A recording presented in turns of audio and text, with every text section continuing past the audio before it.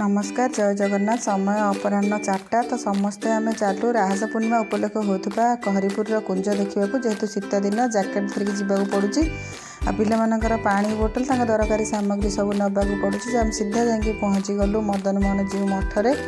यहाँ हूँ तार प्रवेश द्वार। देखो के सुंदर होती। चलतु भीतर को जा देखा तो भितर सब कौन कौन अच्छी देखु। ये गोटे पर्वत भाया हो सब बाहर आसिक शिल्पी तैयारी कर देखो कि सुंदर होती।